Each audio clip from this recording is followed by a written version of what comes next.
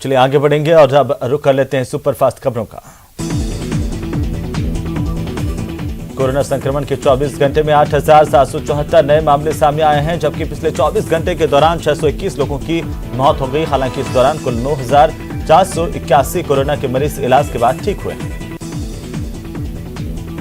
Corona के नए variant Omicron को लेकर के केंद्र सरकार ने सभी राज्यों और केंद्र शासित प्रदेशों को पत्र लिखते हुए उन सभी से गहन रोकथाम करने, निगरानी के उपाय बढ़ाने और कोरोना वैक्सीनेशन तेज करने के निर्देश दिए हैं।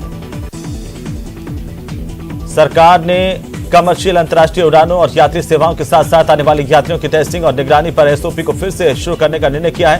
केंद्र सरकार विशेष तौर पर ऐसे देशों से आने वाले लोगों को लेकर ज्यादा चिंतित है जहां पर कोरोना वायरस के नए वेरिएंट से संक्रमित लोग पाए गए हैं। और इसी बीच दिल्ली के मुख्यमंत्री अरविंद केजरीवाल ने नए वेरिएंट पर चिंता जाहिर की है और पीएम को एक चिट्ठी लिखी है। चिट्ठी में केजरीवाल ने प्रधानमंत्री से नए वेरिएंट के मामले सामने आने वाले क्षेत्रों से आने वाली फ्लाइट्स को तत्काल प्रभाव से रोकने का आग्रह किया है। वडोदरा में बढ़ने लगी कोरोना की रफ्तार। राजस्थान में कोरोना से 17 लोगों और संक्रमित हो गए हैं। पिंक सिटी में 2 बच्चों के कोविड पॉजिटिव होने की खबर है।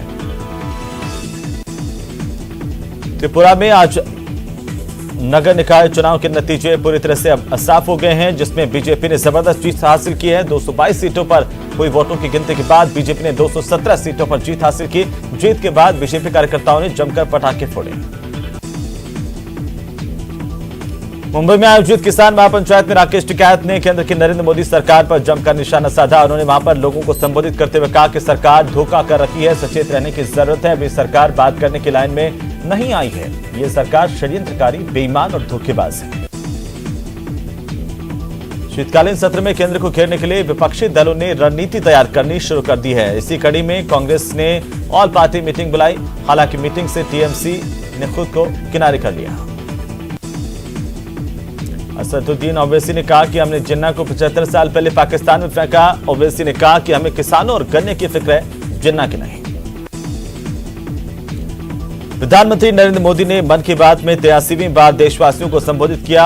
कई मुद्दों को लेकर के उन्होंने बात की। इस दौरान उन्होंने कहा कि कोरोना अभी खत्म नहीं हुआ है, तो सभी लोग सावधानी बरतें और सतर्क रहें।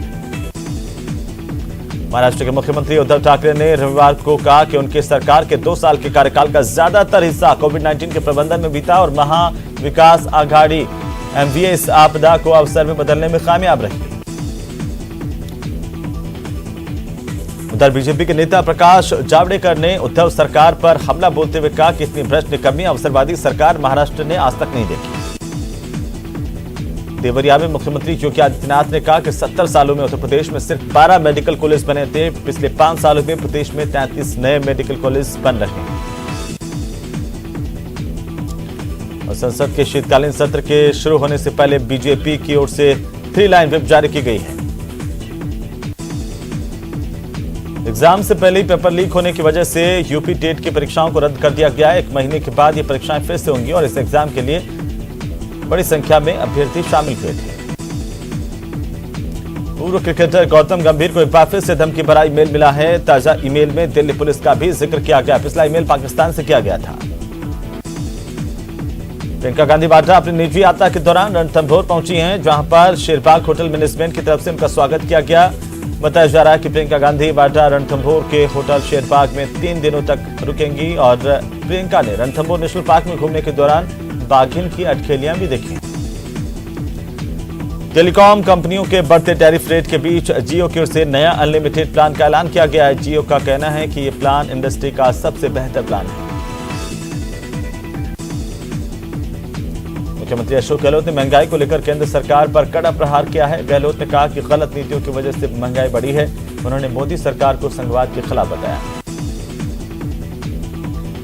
सीएम अशोक गहलोत ने मुख्यमंत्री के सलाहकार की नियुक्तियों पर उठे सवालों पर सफाई देते हुए कहा कि किसी से एडवाइस लेने पर आखिरकार एतराज क्यों हो रहा है, बिना मतलब का मुद्दा बनाया जा रहा है। केंद्र के खिलाफ महंगाई को लेकर कांग्रेस का एक्शन प्लान तैयार है। प्रदेश के अध्यक्ष गोविंद सिंह डोटासरा ने कहा कि 12 दिसंबर को दिल्ली कूच की तैयारी है। प्रदेश से 40 से 50 हजार लोग जाएंगे। महंगाई हटाओ की रैली को लेकर के सीएम अशोक गहलोत ने प्रेस कॉन्फ्रेंस की और इस दौरान मुख्यमंत्री गहलोत ने बीजेपी पर जमकर निशाना साधा। सीएम ने कहा कि बीजेपी के लोग अभी पब्लिक का मूड देखकर घबराए हुए हैं और यहां उपचुनाव में बीजेपी तीसरे चौथे नंबर पर आई है। मुख्यमंत्री अशोक गहलोत ने महात्मा ज्योतिबा फूले की पुण्यतिथि पर श्रद्धांजलि देते हुए ट्वीट किया है। सीएम ने ट्विटर पर लिखा कि महान समाज सुधारक महात्मा ज्योतिबा फूले जी की पुण्यतिथि पर सादर नमन। उनका जीवन वंचित वर्ग के उत्थान को समर्पित रहा। शिवसेना के सांसद संजय राउत अपनी बेटी पूर्वशी राउत के संगीत समारोह में डांस फ्लोर पर जलवा बिखेरते हुए नजर आए। संगीत कार्यक्रम में एनसीपी के सांसद सुप्रिया सुले और संजय राउत के एक साथ डांस का वीडियो जमकर वायरल हो रहा है। जोधपुर में 15 दिन पहले गन पॉइंट पर डकैती करने के मामले में पुलिस ने खुलासा करते हुए 4 लोगों को गिरफ्तार किया है। उधर बाड़मेर के तारातरा गांव में एक दलित युवक पर सामंतशाही लोगों ने धारदार हथियारों से हमला बोला, जिसमें युवक गंभीर रूप से घायल हुआ है। युवक का अस्पताल में इलाज जारी है। बाड़मेर के करतिया गांव के एक मंदिर में चोरी का पर्दाफाश करते हुए पुलिस ने 2 आरोपियों को गिरफ्तार किया। कोटा के अभय कमान के सामने फुटपाथ पर एक युवक का शव मिलने से हड़कंप मच गया। मृतक की पहचान नहीं हो पाई। बाड़मेर के कोतवाली थाना पुलिस ने बड़ी कार्रवाई करते हुए सोना चोरी के 2 आरोपियों को पश्चिम बंगाल से गिरफ्तार किया है। बूंदी में एक शादीशुदा युवक के शादी का झांसा देकर युवती के साथ 8 साल तक दुष्कर्म करने का मामला सामने आया। इसके बाद पुलिस आरोपी की अब तलाश कर रही है। झालावाड़ में एक व्यापारी से परिवार पर जानलेवा हमला किया गया। इसमें व्यापारी की पत्नी बेटा बेटी घायल हुए। पोखरण में करीब 47 बीघा जमीन पर अतिक्रमण किया गया था, जिस पर प्रशासन ने अतिक्रमण हटा दिए हैं। झालावाड़ में एक हार्डवेयर की दुकान में बदमाश ने दुकानदार को झांसा देकर 35,000 रुपए और एक बाइक पार कर दिया। उधर बीकानेर पुलिस ने चौपहिया वाहन चोरी के खिलाफ बड़ी कार्रवाई करते हुए 2 नामी चोरों को गिरफ्तार किया। आरोपियों के पास से चोरी की गाड़ियां और हथियार जब्त किए गए। अलवर में एक विवाहिता ने फांसी लगाकर आत्महत्या कर ली। पीहर पक्ष ने ससुराल पक्ष पर दहेज के लिए महिला को प्रताड़ित करने के आरोप लगाए। उधर कोटा की किशोरपुरा पुलिस ने जमीन धोखाधड़ी के मामले में गिरधरपुरा की पूर्व सरपंच रजनी शर्मा के बेटे आशीष शर्मा को गिरफ्तार किया। कोटा के नयापुरा थाना पुलिस ने बाइक चोरी के आरोपी को कोर्ट में पेश किया। कोर्ट ने आरोपी को जेल भेज दिया। बीकानेर में एक मृत नवजात शिशु का भ्रूण मिलने से सनसनी फैल गई। एक कुत्ता नवजात के भ्रूण को लेकर आया था। लोगों ने पुलिस को इसकी जानकारी दी। कोटा पुलिस ने ऑपरेशन कटिंग के तहत एक महिला समेत 2 आरोपियों को गिरफ्तार किया। आरोपी के पास से अवैध हथियार के साथ 10 बाइक भी जब्त की गई है। कोटा के नेशनल हाईवे 27 पर एक हादसे में बाइक सवार महिला की मौत हो गई। वहीं महिला का बेटा गंभीर रूप से घायल हुआ है। बाड़मेर में बोलेरो और एक्सयूवी गाड़ी में भीषण टक्कर हुई। इसमें 2 लोगों की मौत हो गई, 11 लोग घायल हुए हैं। टोंक में बाइक के सामने अचानक से गाय आ गई। इससे बाइक का बैलेंस बिगड़ गया और बाइक चालक की मौके पर ही मौत हो गई। कोटा के अनंतपुरा थाना इलाके में एक मासूम ट्रैक्टर की चपेट में आ गया। मासूम ने इलाज के दौरान दम तोड़ दिया। अलवर में ट्रक और बाइक के बीच भिड़ंत हुई। इसमें बाइक सवार एक व्यक्ति की मौके पर मौत हो गई है। झालावाड़ में पैरा टीचर्स का नियमितीकरण की मांग को लेकर के जिला कांग्रेस कार्यालय पर करीब 18 दिनों से धरना जारी है। चिकित्सा मंत्री बनने के बाद प्रसादी लाल मीणा पहली बार दौसा के लालसोट एसडीएम कार्यालय पहुंचे, जहां पर धरना दे रहे लोगों ने मंत्री से मिलने की कोशिश की।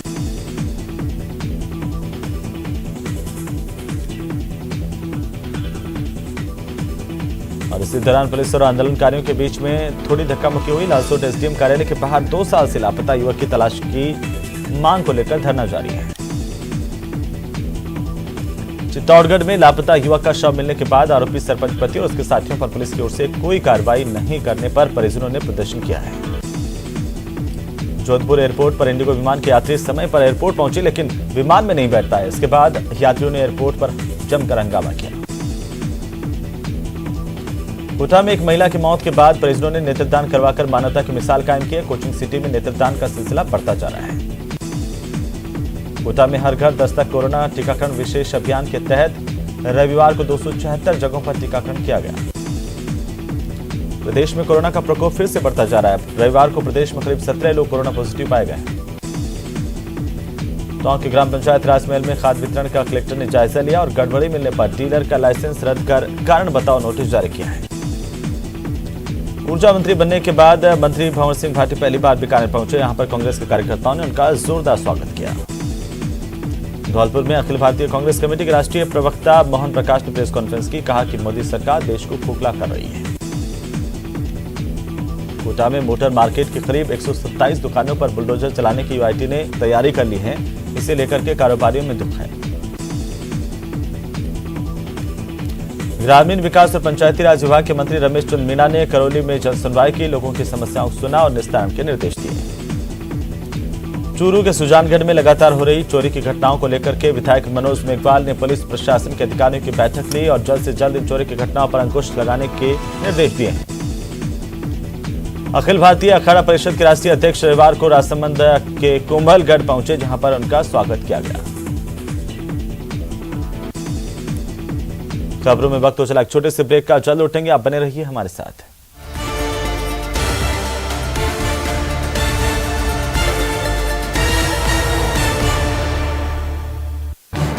इस न्यूज हेडलाइंस के प्रायोजक